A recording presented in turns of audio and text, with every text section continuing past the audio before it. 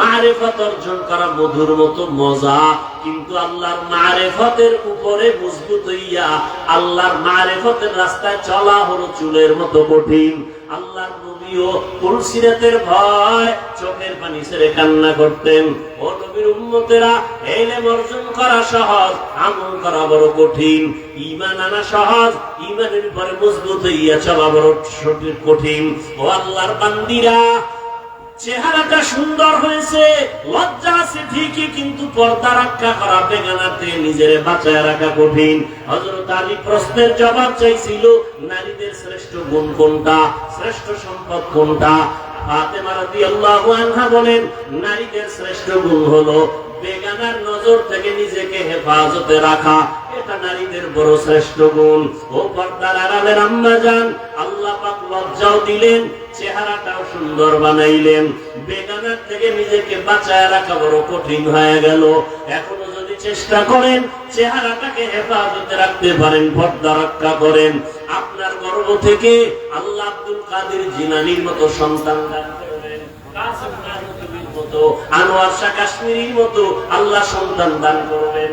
আপনার সন্তানটা ডাক্তার হবে, ইঞ্জিনিয়ার হবে, একজন বড় কলামিস্ট হবে, একজন বড় দার্শনিক হবে, একজন কোরআনে হাফেজ হবে, একজন বড় আলেম হবে। কিয়ামতের ময়দানে নাজাতের দরজা খুলে যাবে। ও যুবক বাবারা, আল্লাহ পাক রব্বুল আলামিন এমন সুন্দর চেহারা দিয়ে বানাইলেন, এমন আল্লাহ পাক দুনিয়াতে সুন্দর হায়াত দিলেন।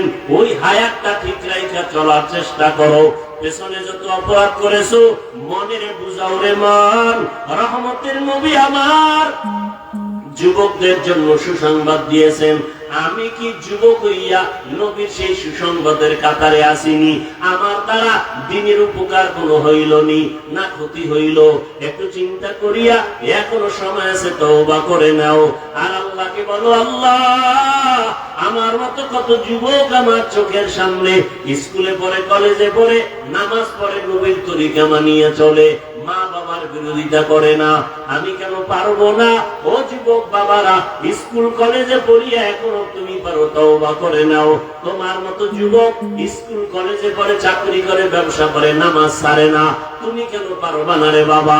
এখনো সময় আছে, তওবা করে নাও। ও মা বোনেরা, আপনারাও তওবা করেন। জীবনে বেপরদায় চলবেন না, বেগানার নজর নিজের উপরে নিয়ে আপনার জীবনটাকে ধ্বংস করবেন না।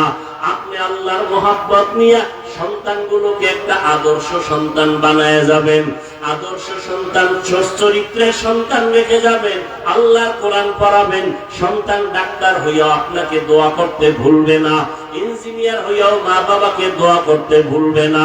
ও বাবাজিরা, আপনারাও তওবা করেন, আর জীবনে নামাজ ছাড়বেন না, বেপরদায় চলবেন না।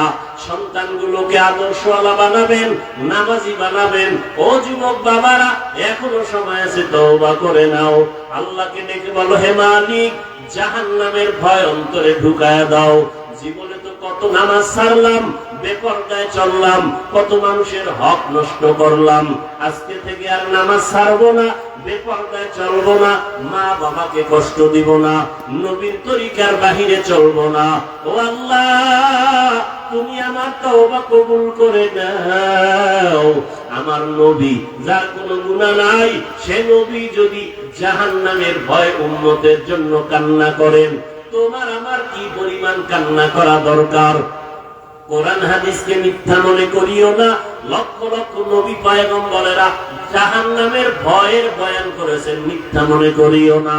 আলেম ওলামারা জাহান্নামের ভয়ে বয়ান করিয়া গুনাহ থেকে বাঁচাবার জন্য চেষ্টা করেছেন, মিথ্যা মনে করিও না।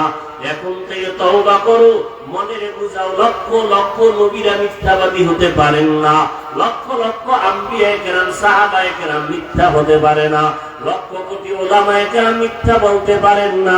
আল্লাহর কোরআন এখনো সত্য কেউ ভুল বের করতে পারে নাই। অতএব কোরআন সত্য, গুনাহগার হইয়া কবরে গেলে জাহান্নামে যেতে হবে, তাও সত্য।